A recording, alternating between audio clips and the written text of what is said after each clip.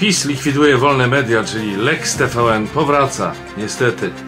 Podpisze czy nie podpisze? Prezydent długopis Duda się waha. Co prezes Kaczyński chce przykryć atakiem na TVN? Dezercję żołnierza? Zeznania funkcjonariusza SOP w sprawie wypadku premier Szydło, Łukasza Mejzę, ceny za gaz. Za chwilę rozwiniemy te tematy. Niedziela 19 grudnia, Maciej Orłoś w telegraficznym skrócie, w skrócie WTS. Zaczynamy. Gdy już wszyscy sądzili, że przypadający na 17 grudnia dzień bez przekleństw się uda, prezes Jarosław Kaczyński wyciągnął z zakurzonej sejmowej szafy ustawę Lex TVN i wszelkie nadzieje prysły. No nie mogę. Korzystając z ogólnej mobilizacji sejmowej większości oraz pomocy antysystemowców Kukiza, wrzucił projekt pod głosowanie i przepchnął go, odrzucając tym samym weto Senatu. Wcześniej w ulubionym trybie obecnej ekipy rządzącej, czyli bez żadnego trybu, z pogwałceniem wszelkich norm legislacyjnych, ustawą zajęła się niespodziewanie Komisja Kultury i Środków Przekazu. Teraz projekt trafi na biurko prezydenta, więc całkiem możliwe, że czeka nas równie ostre jak cień mgły grillowanie projektu przez Andrzeja Dudę. No nie wiem, co mam powiedzieć. Prezes, wyciągając z szafy ustawę przeciw największej prywatnej stacji telewizyjnej w Polsce, dokładnie wiedział, co robi. Gary! Wywołał kolejne trzęsienie ziemi. Przeciwko przyjęciu ustawy zaprotestowały natychmiast najważniejsze organizacje dziennikarskie. Zdaniem Rady Press Club Polska uchwalenie przez Sejm nowelizacji ustawy o radiofonii i telewizji stanowi pogwałcenie wolności mediów w Polsce. Zarząd TVN Grupy Discovery oświadczył z kolei, że uchwalone przez Sejm Lex TVN to bezprecedensowy zamach na wolne media i zapowiada, że użyje wszystkich środków prawnych, by bronić swoich mediów. Ufamy, że prezydent Andrzej Duda zawetuje Lex TVN zgodnie ze swoimi wcześniejszymi zapowiedziami, tak stwierdził zarząd spółki. Grupę Discovery ekspresowo poparły Stany Zjednoczone. Jeszcze w piątek chargé d'affaires ambasady USA w Polsce Biggs Aliu oświadczył: Stany Zjednoczone są skrajnie rozczarowane dzisiejszym przyjęciem ustawy medialnej przez Sejm RP. Waszyngton oczekuje, iż prezydent Andrzej Duda będzie działać zgodnie z wcześniejszymi deklaracjami. Można więc spokojnie stwierdzić, że jesteśmy praktycznie w stanie wojny dyplomatycznej i biznesowej z naszym największym sojusznikiem, którym są, może były, nie wiem sam już, były USA. Chłodem powiało także z Brukseli, gdy wiceszefowa Komisji Europejskiej oświadczyła tak: nowa ustawa medialna wysyła kolejny negatywny sygnał dotyczący poszanowania praworządności i wartości demokratycznych w Polsce. Gdy ustawa stanie się prawem, Komisja Europejska nie zawaha się podjąć działań w przypadku niezgodności polskiej ustawy medialnej z prawem unijnym. Co ciekawe, Konfederacja Lewiatan prognozuje, że jeśli przepisy wejdą w życie, właściciel grupy TVN w międzynarodowym arbitrażu może uzyskać gigantyczne odszkodowanie. Nie byłby to pierwszy raz, gdy władza swoimi działaniami naraża nasz kraj nie tylko na międzynarodowe pośmiewisko, utratę zaufania sojuszników, ale także ogromne kary i odszkodowania. Przy okazji sprawdźmy szybko, jaki jest nasz obecnie dług za Turów oraz Izbę Dyscyplinarną. I proszę bardzo, to w tej chwili już ponad 400 milionów złotych. Brawo. Wracając do Lex TVN. Jak zawsze w takich sytuacjach obowiązuje stara zasada naszego Napoleona z Żoliborza, czyli ani kroku w tył. Powstaje pytanie, co prezes chce osiągnąć? Co chce przykryć wywołaniem burzy wokół Lex TVN? Może cała sprawa ma przykryć ponad 25% podwyżki cen energii od nowego roku?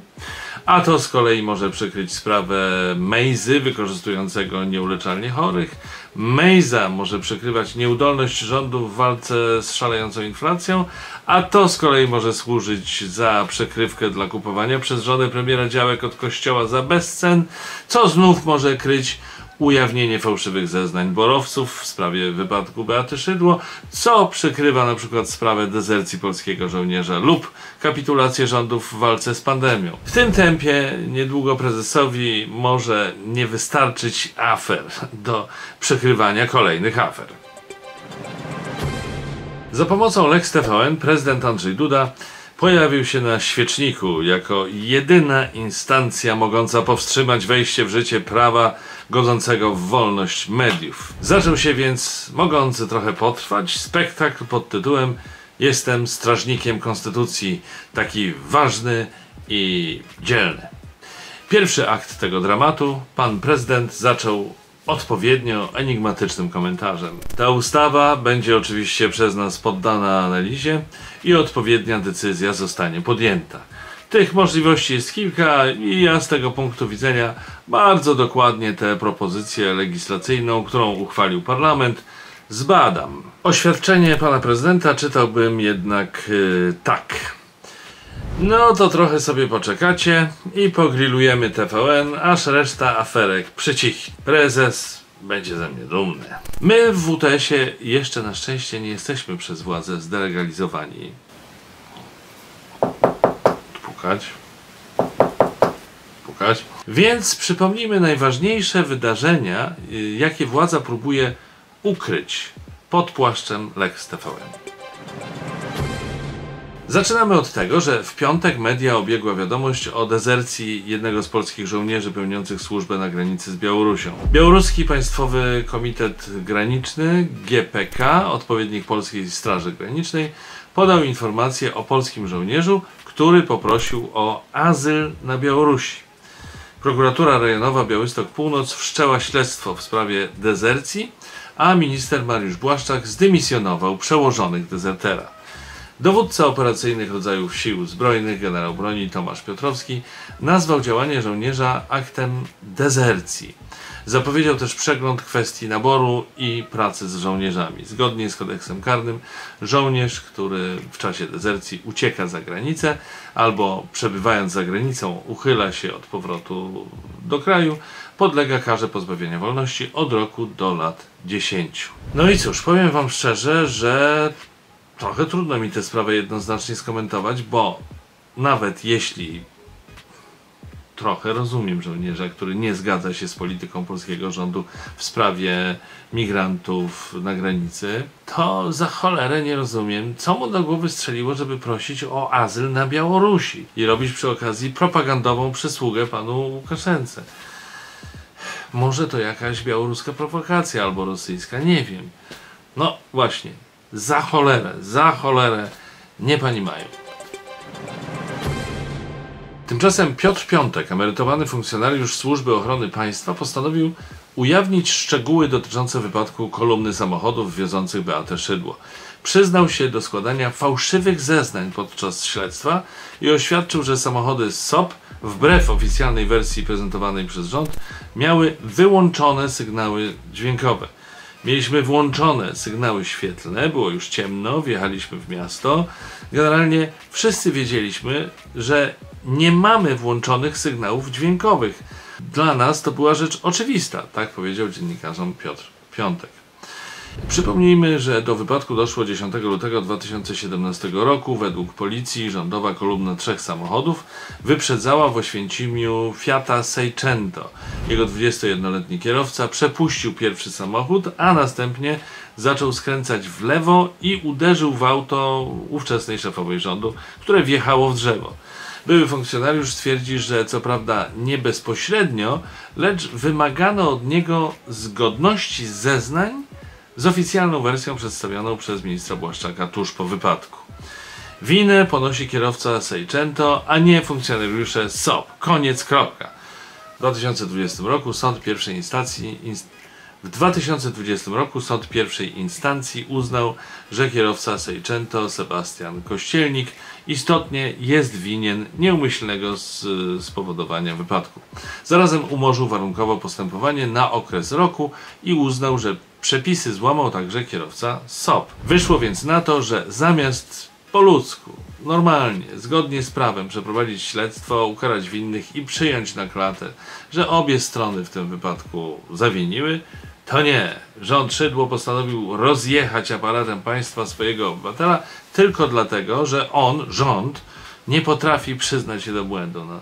Co to jest za logika? Aha, jeszcze mamy wisienkę na torcie, czy też truskawkę, jakby powiedział Tomasz Hajto. Były pracownik TVP, Marcin Jakubczyk, który 4 lata temu relacjonował te wydarzenia dla TVP Info, poinformował, że został zdjęty z anteny za przekazywanie szczegółów zdarzenia, które były niekorzystne dla funkcjonariuszy BOR, czy też SOP. Te kłamstwa i manipulacje widziałem z bliska, tak napisał w mediach społecznościowych. A propos TVP. Dziennikarze Wyborczej chyba do tej pory żyli w swoim świecie, bo zdziwili się niezmiernie, gdy odkryli, że prezes TVP Jacek Kurski traktuje telewizję polską jako swój prywatny folwark. No co za odkrycie, naprawdę. Gazeta ujawniła rozmowy z byłymi pracownikami stacji, którzy byli wykorzystywani do załatwiania prywatnych spraw prezesa. Kurski ma na przykład, zresztą zgodnie z partyjną linią, kota, którego ochrona prezesa Kurskiego karmiła podczas prezesowskich wyjazdów. Jak donoszą dziennikarze, zespół ochrony Jacka Kurskiego liczył wtedy 8 osób. To i dużo, i niedużo. Nie tak wcale dużo, właśnie, jeśli podliczymy, że odpowiadali oni nie tylko za ochronę majestatu prezesa telewizji, ale także za jego pranie, zakupy, wożenie kanapek czy czekoladek żonie. A może to wszystko jakaś zemsta Wyborczej na biednym panu prezesie Kurskim? W końcu, jak opisują to dziennikarze gazety, Jacek Kurski w styczniu ubiegłego roku miał kazać jednemu z pracowników śledzenie dziennikarki Gazety Wyborczej.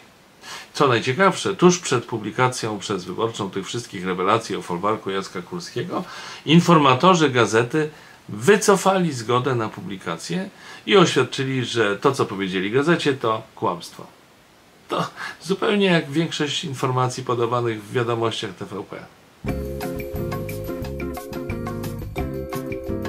Antoś ma kota, bardzo sympatycznego zresztą i pięknego, ale cholera jasna, nie wysyła pracowników, żeby go karmili. No błagam. Co prawda nie ma też pracowników, ale jakby miał, to by nie wysyłał. Jestem o tym przekonany. Ani do kota, ani po czekoladki. Jestem pewien, że zaraz to potwierdzi. Antosiu, prawda? Witam. Witam, potwierdzam, nie mam żadnych pracowników, a kotka karmię zdecydowanie nie sam. I tak, kotek jest bardzo sympatyczny, ale równie sympatyczny jest nasz rekordzista WTS-owy, pan Arkadiusz Kłosowski, który właśnie wyląduje w programie bodajże 6. raz, ale tym razem w towarzystwie pani Kai i pana Michała Kmiecika. Święta się zbliżają, to przed państwem świąteczny utwór Niech zimy nie będzie. Mimo że wciąż błąkam się gdzieś, na zmianę upadam i podnoszę się. Wśród twoich kłamstw już tracę sens. To zostań tu ze mną i obejmij mnie. Na miejscu Jacka Kurskiego to ja bym uważał z tym traktowaniem pracowników, z takim traktowaniem pracowników. To jest niebezpieczny grunt, co dobitnie pokazuje sprawa pewnej kobiety, która odbywała staż w jednej z lubelskich firm. Niestety szef chyba był dość nadgorliwy, bo w zeszłą środę stażystka podpaliła sekretariat firmy. Jak powiedziała później policji, nie podobały jej się zadania zlecone przez pracodawcę. Szkody oszacowano wstępnie na około 70 000 złotych, a niezadowolonej stażystce grozi do 5 lat więzienia. No właśnie. Panie Jacku, prezesie Kurski, trzeba uważać z pracownikami. Ale wracając do tej pani, pomyślicie pewnie wariatka. Nie jest to jednak odosobniony przypadek. Pewien 41-latek z Wrocławia, gdy usłyszał o tym, że z jego wynagrodzenia zostanie potrącona kwota za uszkodzenie samochodu służbowego, wyrwał plik pieniędzy swojemu szefowi, ugryzł go w ciuk i sobie poszedł. Niedługo potem funkcjonariusze policji zatrzymali drapieżnego mężczyznę w jego mieszkaniu. Usłyszał zarzut kradzieży rozbójniczej, za co grozi mu od roku do 10 lat więzienia. Także przyznacie, że ludzie jacyś agresywni ostatnio. Pracownicy, zresztą nie tylko pracownicy, w ogóle. Ciekawe, czy gdyby tak na przykład Beacie Szydło potrącili z pensji za słynne rozbicie samochodu, o czym dzisiaj mówiliśmy, przypominaliśmy tę sprawę, to kogo i w co mogłaby ugryźć? No tak, pracownicy to jednak potrafią być niewdzięczni. Dajesz takiemu czy takiej pracę, a on czy ona narzeka, ugryzie, biuro podpali. A mogliby wziąć przykład z posła Łukasza Mejzy. Niby wziął urlop, w dodatku bezpłatny, a do pracy w Sejmie pilnie przychodzi, głosując z parlamentarną większością. Nie dalej jak w zeszłym tygodniu w związku z medialnymi publikacjami poseł zawiesił swoją pracę w Ministerstwie Sportu i Turystyki oraz poprosił o urlop w obowiązkach poselskich. Zapadła wtedy konsternacja, bo nie wiadomo było, czy instytucja urlopu w przypadku posła na Sejm w ogóle istnieje. No więc Mejza stwierdził jednak, że dobro Polski jest ważniejsze i śmiało głosował zgodnie z wolą prezesów. No, nic tylko brać przykład. Pilny pracownik, nawet z urlopu wrócił. Matka Teresa polskiego parlamentu, a nawet po prostu polskiej polityki. No cóż, podziękuję jeszcze patronom, bo naprawdę robią świetną robotę wspierając WTS. Bardzo wam dziękuję. Zresztą patronem może zostać każdy, że tak dodam przy okazji. Przypomnę wam o subach na moim kanale na YouTubie, o obserwowaniu mojego Facebooka, o zaglądaniu na orłośstudio.pl, o moim Twitterze, LinkedInie, Discordzie, TikToku, Instagramie, o Instagramie Antka oraz o jego kanale Witam. A ja teraz żegnam. Do czwartku. Trzymajcie się. Cześć.